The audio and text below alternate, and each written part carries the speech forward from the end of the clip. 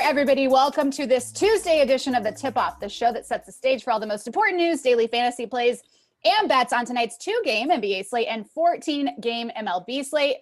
I am your host, Kayla Canarum. Welcome.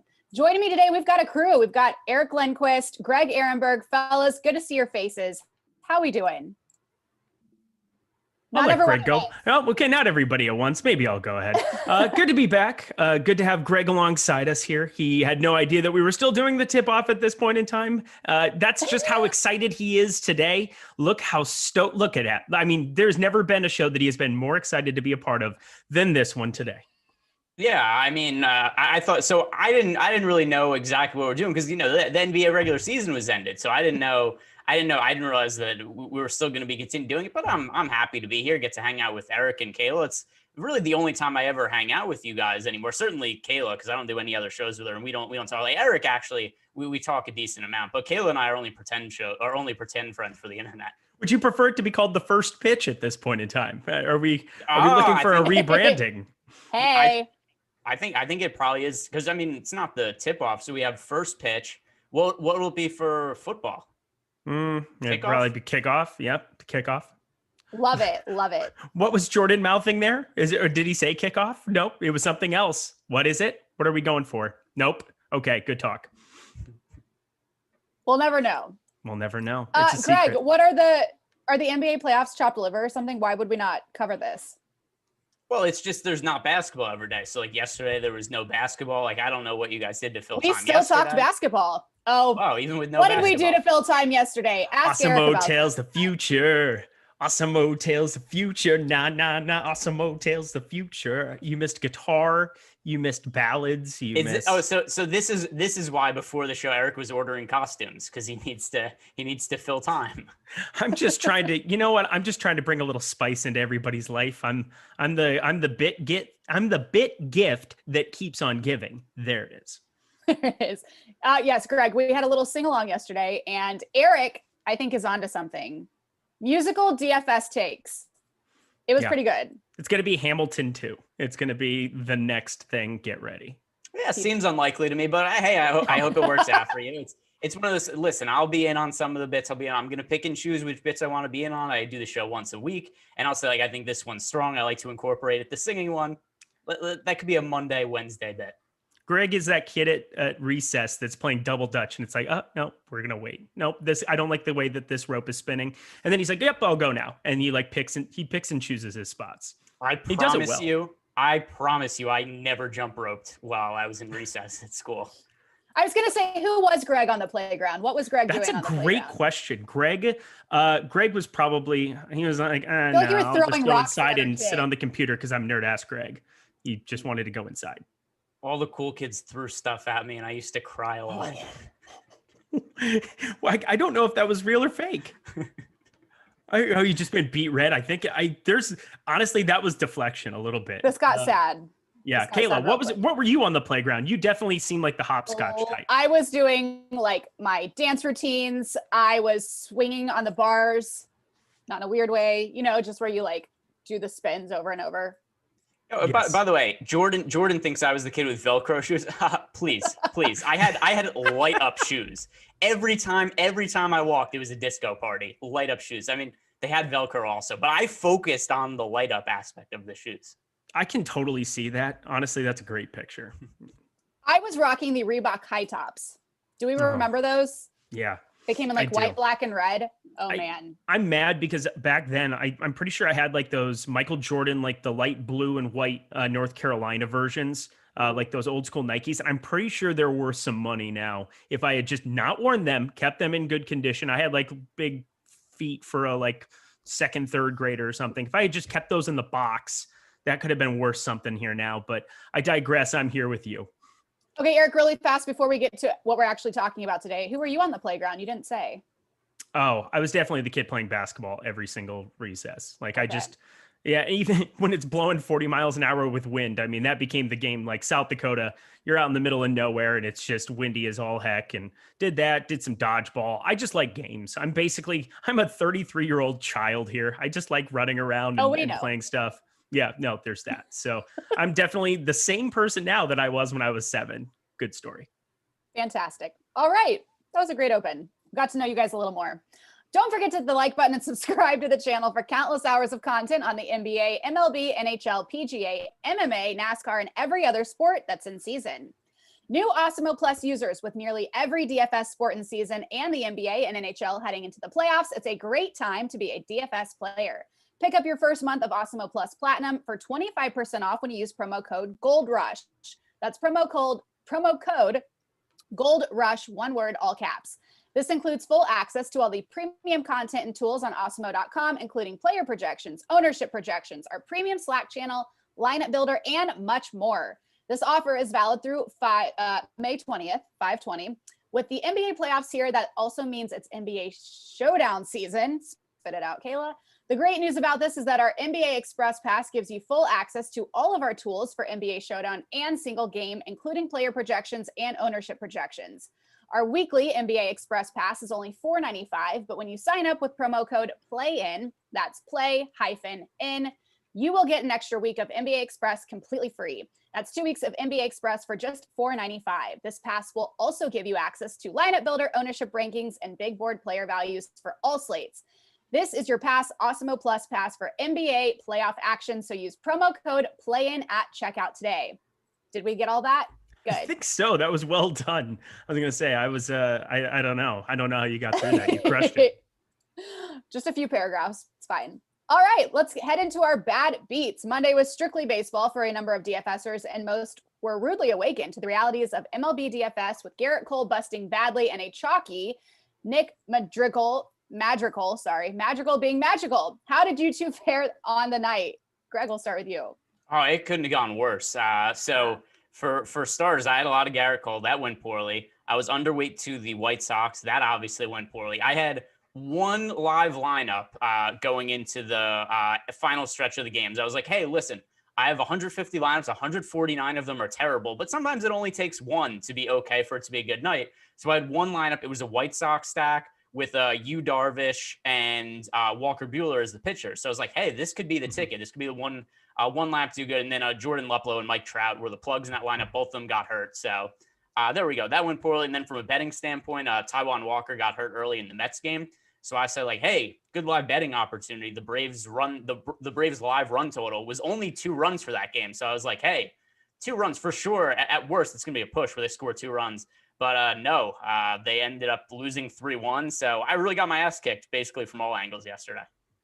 I just got absolutely destroyed too. I mean, Madrigal, any of those chalk pieces in these stacks that I just couldn't get myself to do it. I made some transitions. I played more Grandal in my White Sox stacks, and then Mercedes hit another home run to really kind of make him a must-have at 28 points over on DK. And Madrigal, when you get those guys hitting in the 2-hole who are 3K and you know they're going to be 25% owned or so, that's just like an automatic, I'm going to cut the field on that. And so having him go for 30, I believe it was kind of the death for me as well. Had 70% Garrett Cole, didn't enjoy that. Actually, had some really good lineups on Fanduel, but then Mike Trout got hurt and he was my highest owned batter. So it was kind of a disaster all the way around. But 14 gamer there today to couple with the 2 gamer in NBA. That's the beauty of DFS. We're right back to it today. All right, and now we head into our NBA play-in tournament. Very exciting times. A bombshell dropped this morning as Karis LeVert will not be eligible to play for the Pacers today due to health and safety protocols. What are the ramifications of this news for today's slate? And with Sabonis and Brogdon both questionable as well, how are you approaching this game from a betting perspective, Eric? So I think that there could be some interesting bets that can be said there. Also, we have Aaron Holiday and Edmund Sumner, which becomes amplified a little bit for DFS purposes. Having both of them questionable, if you're not going to get Malcolm Brogdon, I mean, TJ McConnell could realistically go out and play 46 minutes in this game. Like, that's something that realistically could happen. This is a do or die game. I got to think Brogdon's going to give it a run, but considering we thought he was going to play for the last however many weeks, I don't know how to kind of react to that, but you're going to see just a very condensed rotation, especially at that guard spot. If you get no Sumner, if you get no Holiday, I mean, you're just looking at TJ McConnell, Justin Holiday, and Doug McDermott playing the 1-2-3 and just running out there for 40 plus minutes. And this becomes the automatic DFS team to be looking to, depending on how that news shakes out. I think Sabonis, considering he played Sunday and was very effective, I guess he picked up that calf injury there, but I am assuming that he's going to be good to go. But from a betting perspective, just have your trigger finger ready for this game. Because if you get no Brogdon, if you get, like, God forbid, no Sabonis, you just need to be completely on the other side of that. I will have a lot invested in Charlotte as soon as that news hits. So whether it's on this show, whether it's during Live Before Lock, whenever it comes down, just kind of be ready, because there could be a great opportunity to go to the other side of this game. Yeah, I don't know what to make of the Pacers right now. I'm happy this is at least the early game of the slate, right? Because this would be a total disaster if this was the 9:00 game and the Washington-Boston game was at 6:30. Because, like you said, I mean, Sabonis is questionable, Brogdon is questionable, Sumner is questionable, Aaron Holiday is questionable. I'm pretty confident Sabonis ends up playing. I'm like 90% certain he ends up in the game with no restrictions. But then for Malcolm Brogdon, even if he plays, I don't know how many minutes he's going to play. I don't know if he's going to be restricted or how healthy he is. The last time he played in a game was April 29th. So he's been out for the last almost 3 weeks now. And that was, even that game, he was only able to play limited minutes because he left early with an injury. So those hamstring injuries can really linger. So it's hard to know how healthy he's going to be. If he ends up being really popular, I think it makes sense to take an underweight stance on him in tournaments, just because there's a lot of variance there. And at least as of now, we are projecting him for a lot of ownership. So it's something where I definitely don't think that there's enough information to make any conclusions from. Other than that, I assume Sabonis is going to play and is one of the top options on the slate.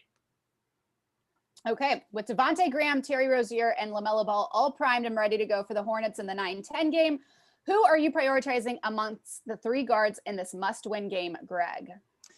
Yeah, so for me right now, I'm prioritizing Marcus Smart the most. The reason being is, number one, even though he's coming off an injury, I'm not too concerned about it. And then also particularly on Fanduel, just the positionality, position that he plays, it just makes him really sensible to fit into lineups. Also positive matchup going up against the Washington Wizards. But I mean, pretty much anybody on a 2-game slate is going to be somewhat in play. Yeah, agreed. So, I mean, just looking at this this Hornets situation, I think Terry Rozier really stands out to me on Fanduel. 7,200. You're getting a little bit of a discount. He's at the shooting guard position. Looking at that entire position as a whole, I mean, it's basically, as you said, it's a 2-game slate, but you have Marcus Smart, Terry Rozier, and Bradley Beal. Devontae Graham also kind of goes into that mix, but Devontae Graham, I'm definitely going to be the lightest on, I think, of the three. It was interesting. LaMelo Ball kind of played a really poor game that last time out. Saw some limited minutes there. Got up to 31 for Devontae Graham. Going to the LaMelo Ball side, I mean, 7,200 is just a good tag for him on FanDuel as well. 33 and a half minutes. As you said, there's so much viability to almost everybody on a 2-game slate. You're trying to find ways to get different. You're trying to find ways to get creative. And of course, we don't have the Indiana news yet, but looking at Charlotte specifically, I think for me, the ranking goes LaMelo Ball on DraftKings 1, Terry Rozier 2, Graham 3. And then FanDuel, I'm going to go a little bit more Rozier, mainly because my FanDuel spot is going to be taken up a lot. A lot of point guard position stuff is going to be taken up by Russell Westbrook. By the way, I totally misunderstood the question, and nobody said anything to me about it. I thought the question was just which guard are you prioritizing on the slate. I didn't even recognize it as specific to the Hornets. I just saw it as which guard you overall prioritizing on the slate. Let this be a lesson to you, because I'm just showing, I'm leading with kindness. I'm not calling you out. See how that works? I would have preferred if you would have, so that we could have had, like, I think that would have made for better. It'd be like, hey, Greg, you're a moron. And then I would have been like, oh yeah, you're correct. That is a factual statement. And instead I'm just sitting here and I'm looking at the run sheet and I'm reading over. I'm like, oh, I did not answer that question as it was intended whatsoever. I kind of jumped the gun a little bit. because we're going to be talking about Boston later, going team by team here. But Yes. yeah, so anyway, Devontae Graham, Terry Rozier, and LaMelo Ball. Personally, for me, my priority is going to be LaMelo Ball for this slate. We've seen his minutes wane a little bit lately. We haven't seen him play quite the amount of minutes we saw from earlier in the year. And part of that is because of the wrist injury he suffered. And I don't think he's actually totally 100%. If you watch the games and look at him on the bench, he's pretty often kind of flexing it and playing with it on the sideline. So I think that's something that they've been a little cautious of. But I mean, if you look at his minutes since coming back, he's been, pretty regularly in the 28 to 30 minute range. Whereas before he got hurt, we saw him play upwards of 37 to 39 minutes. So just when considering the gravity of this game and how important it is, I wouldn't be surprised at all to see a spike in LaMelo's minutes. And he is way more upside for playing time than some of the other players that we see on this slate, because a lot of them are already playing full minutes, right? Like you look at Terry Rozier, there's no more minutes for him to play. He's already playing all the minutes he can handle. LaMelo Ball is one of the easiest guys to expect to go over on his projections, just because he could pretty easily go from 31, 32 minutes all the way up to, like 30 or 39.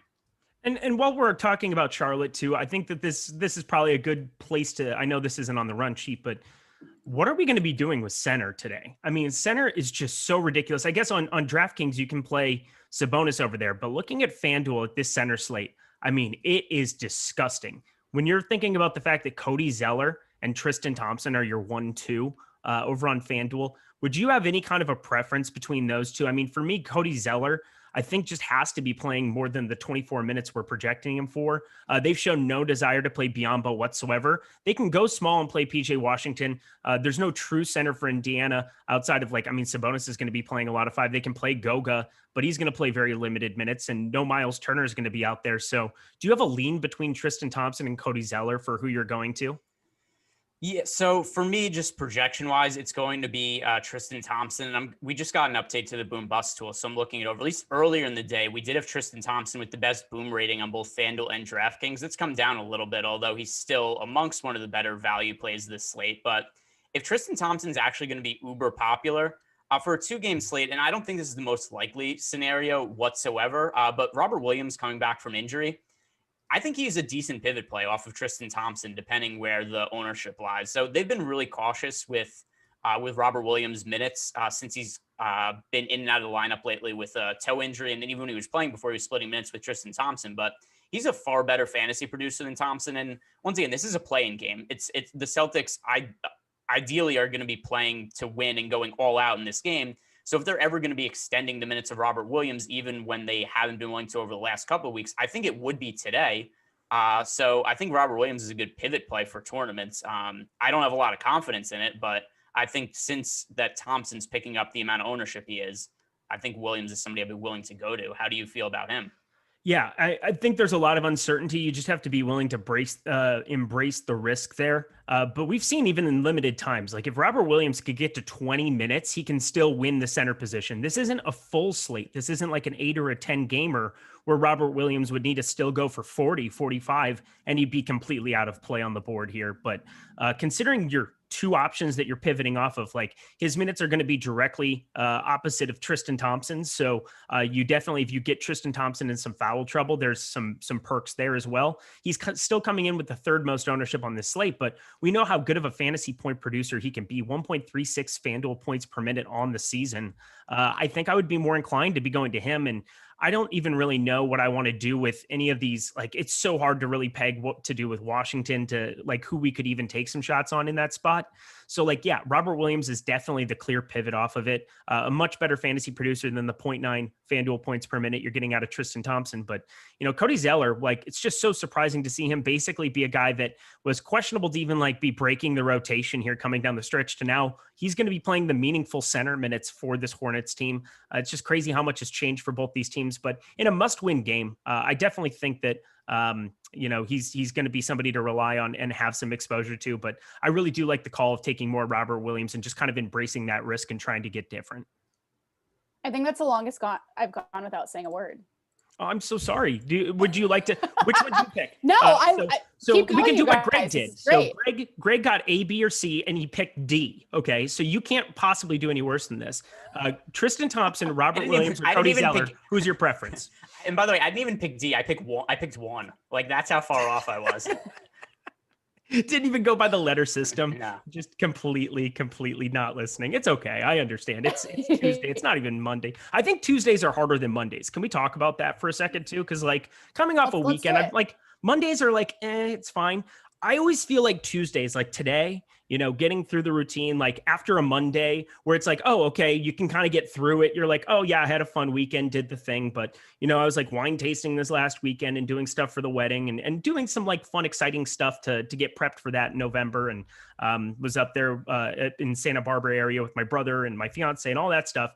And coming off a fun weekend, Monday, it wasn't too bad. I was like, it's nice to get back in a routine. But today, I'm just useless. I'm completely useless. Please, Jordan, please cut that and use that on social media. Too much wine tasting. Yeah, I guess. But no, Tuesdays are worse. Can we say that flat out? Tuesdays are worse. I don't know. Mondays hit me really hard because I can never fall asleep on Sunday night. And then Monday comes very quickly. And I feel like it's just a lot at once. I disagree. I think Mondays are worse than Tuesdays. Great. It's all pretty easy for me, if I'm being honest. Like I'd rather, so like what Eric does on the weekends for fun, that sounds horrific to me. I'd much rather be working than that. You don't want to be in a winery in Santa Barbara? No. Mark K, he said that he was Eric. looking for the slate starter, but it was canceled. It was not canceled. We had to do the regular season. And now I don't know if you guys know this, but Ryan is like maybe Ryan Rinpack, as everybody knows him a little bit better.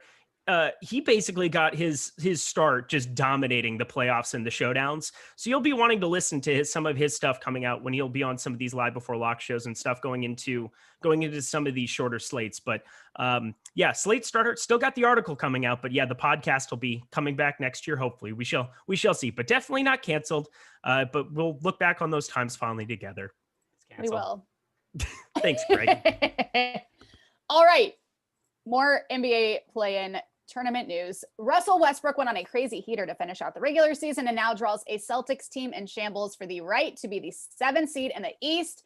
At his high price tags on DraftKings and Fanduel, are we still going in his direction tonight, Eric? Yeah, I see. I very highly doubt I have a single lineup without Russell Westbrook, and here's why. Good. Even at 13K over on Fanduel, look at the rest of the position. Like LaMelo Ball and Kemba Walker are both inflated up there. We're projecting them basically around more than 20 points. Like Russell Westbrook is still outpacing them by 20 points. You have a center position, which there is no spend. You have a power forward position, which, Domantas Sabonis and Jason Tatum, that might be the freight of playing Russell Westbrook is that you don't have access to both of them. But even small forward doesn't necessarily have anybody to like crazy high to pay up for. You've got Fournier and Bridges there at 7,100 and 6,800, and then Bradley Beal at 10K. So yeah, you're going to have to trim down to be playing maybe just 2 of those 4 10K price tags, but I don't see any way that Russell Westbrook in a game where he's going to go out and play 44. We've seen 44 minutes from him in a couple games of late, 40 plus constantly. They've been playing in a lot of these do or die games, basically, as they've made this push to get up to the 8th seed. This is a great spot for him. Like, there's nothing that you can possibly say based on all that we've seen out of Russ Westbrook of late. I mean, even alongside, since April 1st, Russell Westbrook has averaged 1.6 DraftKings points per minute with or without Bradley Beal on the floor. It completely does not even matter whether or not he has Bradley Beal over there. I think it adds a little bit more of assist opportunity, but looking at those rates, I mean, it just doesn't even change. And DraftKings at 12-4, it's not even a question to me, considering the triple-double bonus, considering the half point per turnover. Like FanDuel, even at -1 per turnover, no triple-double bonus, he just blows the position away. It costs playing Russell Westbrook that there aren't many cheap plays that like most of them suck today. And if I'm rostering Russell Westbrook, like you said, the opportunity cost is I can't roster Domantas Sabonis, I can't roster Jason Tatum. Now, obviously, where this changes is if all the Indiana guys end up getting ruled out, then Westbrook just becomes a no-brainer option. But I don't think that's going to be the case. I'm assuming Sabonis is in right now. And I don't have 100% Russell Westbrook. I'm certainly overweight to the field because he's not overly popular right now. We have him projected for under 30% ownership right now on DraftKings. On FanDuel, we currently have Russell Westbrook projected for 24%. So those numbers are easy to come on top of. Personally, though, I'm finding it hard to get to 100% of Westbrook because I don't know that him just going out and scoring his normal 70 fantasy points land him in the optimal lineup, because it's possible that we get good games from Sabonis today. It's possible Tatum puts up a good game, and then it's just possible that the value plays aren't very good. All right. With Jaylen Brown out for the Celtics, but Robert Williams expected to return, who are the priorities for you from Boston in tonight's fantastic matchup versus the Wizards, Greg? Yeah, I kind of already answered this one by accident before, but it is, Yes. yeah, it is Marcus Smart for me. Just more than anything because of his position out in Fanduel, where, and also the price point that he's at. It's with Marcus Smart also. I think that we should see pretty regular minutes from him. He missed how many games did he miss with a calf injury?